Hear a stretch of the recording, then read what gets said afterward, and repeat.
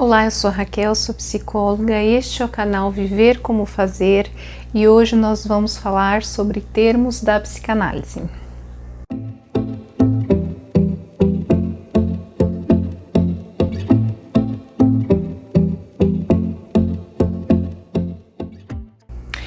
Bem, hoje nós vamos falar sobre os termos da psicanálise.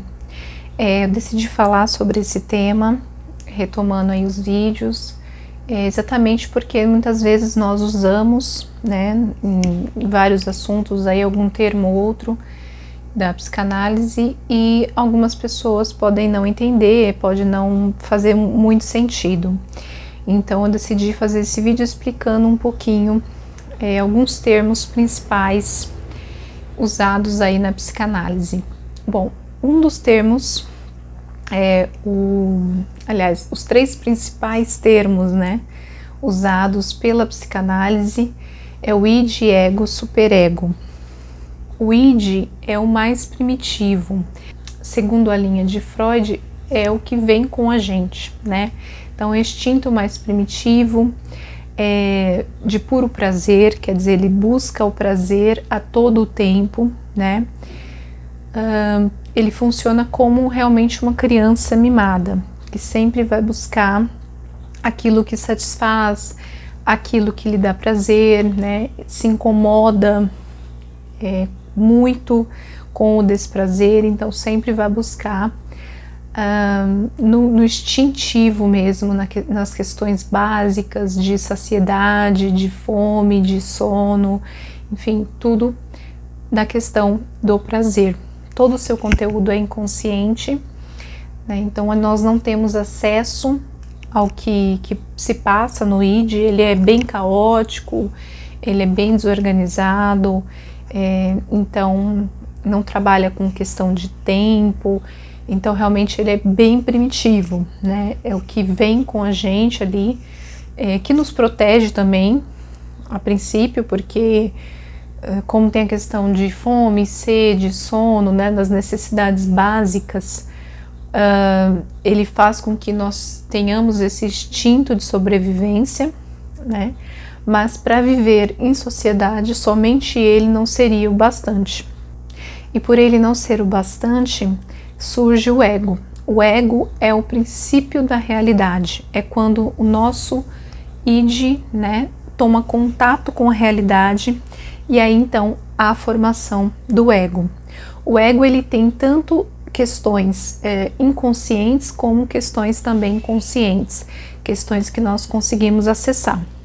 Então ele já trabalha mais com a lógica, ele também se preocupa com a questão do prazer, de você ter a saciedade, de você se sentir satisfeito, mas dentro dos limites. Então dentro da limitação de uma sociedade, então ele já trabalha mais com a realidade, então eu quero aquilo, mas aquilo é real para mim, aquilo é permitido, aquilo eu posso, então ele meio que é um mediador ali dos nossos impulsos do id, Ele controla esses impulsos, traz para a realidade e trabalha de uma forma aí mais organizada, trabalha de uma forma vendo realmente o que é real, o que é possível, o que não é permitido, o que é permitido, então é o nosso contato. Nós criamos o nosso ego, nós desenvolvemos o nosso ego a partir do princípio de realidade, que geralmente é dado a partir do primeiro não, Então quando há esse não, a interdição, por parte dos nossos pais ou de quem nos cria, nós entramos em contato, nós nos frustramos, nosso id é frustrado e nós entramos em contato então com a realidade, formando aí a estrutura do ego, que vai fazer essa mediação entre o que o id deseja e o que realmente é real, que possibilita que a gente conviva então em sociedade, de uma forma mais organizada. E aí dentro do que a gente aprende, dos nossos valores de criação, do que é passado para a gente como certo, como errado, que nos constitui enquanto humanos, nós formamos o superego, que seria entre aspas, né, o nosso juiz. É aquele que realmente determina, não, isso é certo, isso é errado. E quando nós fazemos algo certo, ele nos cumprimenta, vamos dizer assim, né, faz com que nós nos sintamos bem, orgulhosos do que a gente está fazendo, mas quando a gente faz algo que não é certo, segundo os valores, segundo a sociedade, né, o que é passado para a gente, ele faz com que nós nos sintamos culpados, né, que é essa culpa que vai fazer com que a gente não repita aquele ato, que a gente pense antes de fazer, que a gente que evite, né, da gente fazer tudo que o id, por exemplo, sentiria bem, mas que não é correto, né? Então o superego ele age de forma independente.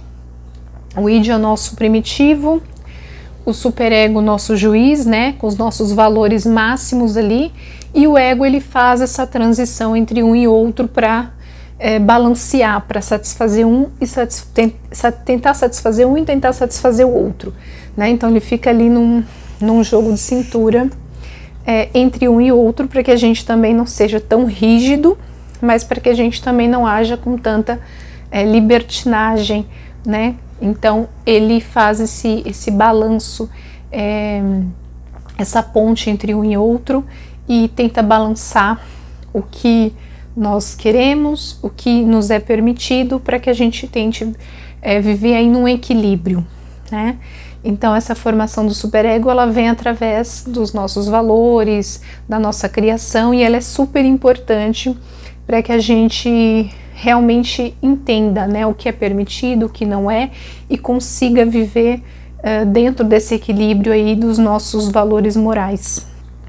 Tem um exemplo que eu ouvi, né, uma explicação bem interessante sobre o que seria o id, ego e superego numa representação, para que fique um pouco mais simples, um cavaleiro num cavalo, né?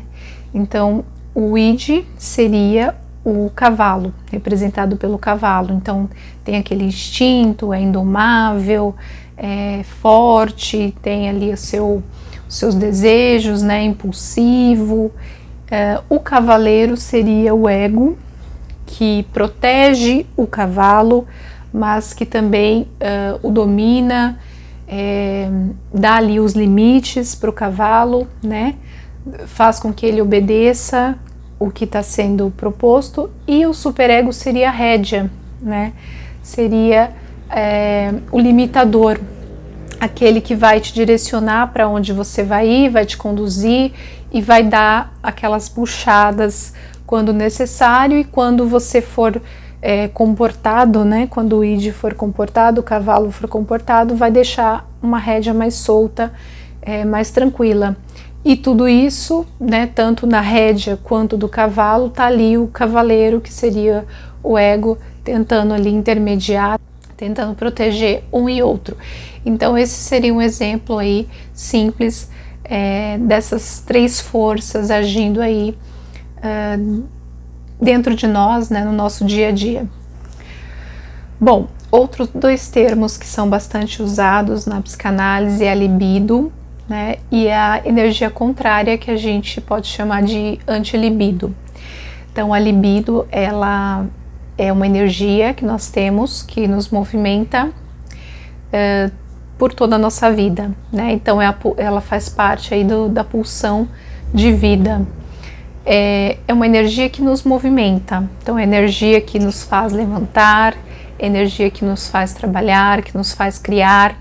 Então ela é positiva, né? Ela é aquela que cria, que nos motiva, né? Então que nos impulsiona a ir para frente, a continuar vivendo, a continuar criando, a continuar buscando coisas novas. Então toda essa energia que muitos falam que tem um cunho somente sexual, mas não é, também é a mesma energia, né? Então faz com que nós façamos tudo na nossa vida, namoremos, trabalhemos, criemos coisas novas.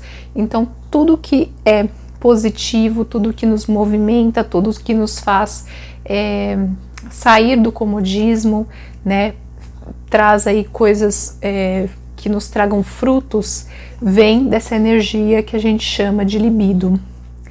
E a energia contrária, que faz parte da pulsão de morte, inclusive eu já fiz aí um vídeo falando um pouquinho tanto da pulsão de vida quanto da pulsão de morte, é o que a gente pode chamar de antilibido, né, que é uma energia contrária, é uma energia negativa, uma energia que nos derruba, destrutiva, que nos faz aí ir para o isolamento, né, ir para a inércia.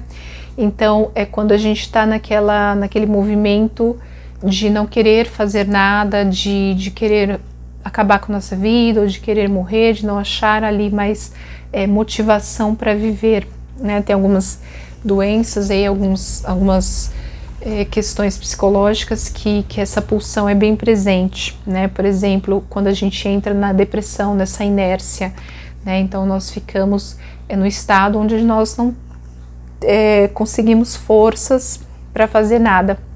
Então essa energia contrária à libido, que a gente pode chamar de antilibido, ela é energia destrutiva, né, que faz aí com que a gente não consiga desenvolver e tenha sentimentos destrutivos. Essas duas energias, elas sempre vão conflitar, né, uma com a outra, sempre vão estar em combate uma com a outra, e é preciso também que haja ali, agir um equilíbrio, né, haja um equilíbrio entre essas duas forças, para que a gente também consiga viver de uma forma mais equilibrada, mais centrada, fazendo sim nossas coisas, mas colocando uma energia correta em cada coisa. Como eu falei, o id, ele é uma força instintiva que ele visa muito o prazer, né? E o ego, ele age como ali o equilíbrio, tentando proteger o id, tentando satisfazer as vontades do id, mas com coisas permitidas, né? Socialmente, pelos nossos valores, pelas nossas criações, para que a gente consiga viver em sociedade.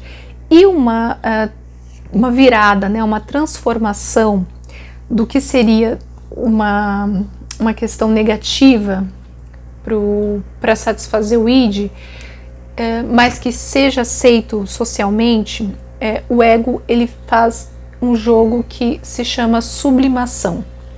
Sublimação é quando nós pegamos alguma coisa ruim, né, alguma coisa que seria ruim, que seria destrutiva, e a gente consegue transformar em algo construtivo, né, aceito pela sociedade, positivo perante as outras pessoas, e que a gente consiga aí viver bem nessa sociedade.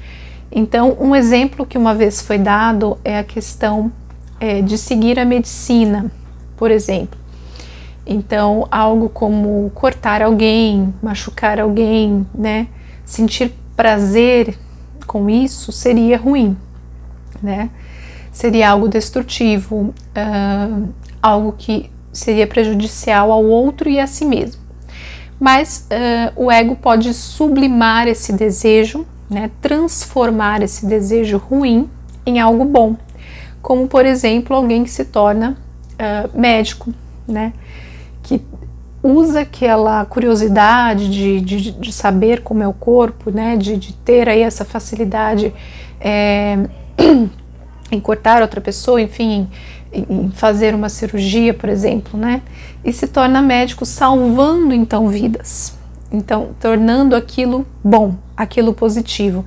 Isso, por exemplo, é uma sublimação de algo que poderia ser ruim, de um desejo destrutivo, para algo que é aceito socialmente e que é algo positivo e construtivo, né? Então, esse termo sublimação é essa virada de algo que seria ruim, de um desejo do id que seria destrutivo, para uma coisa positiva e aceita pelo ego, aceita pelo superego e aceito pela sociedade numa coisa positiva.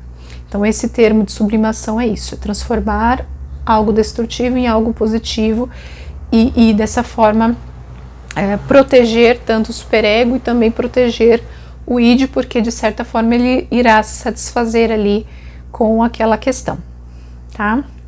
Bom, então é isso, eu trouxe alguns termos para vocês da psicanálise, os principais que a gente usa bastante para que vocês entendam um pouquinho aí como que funciona, e quando a gente falar sobre algum desses termos, você já tem esse pouquinho mais desse conhecimento, tá bom? Espero vocês no próximo vídeo e até lá!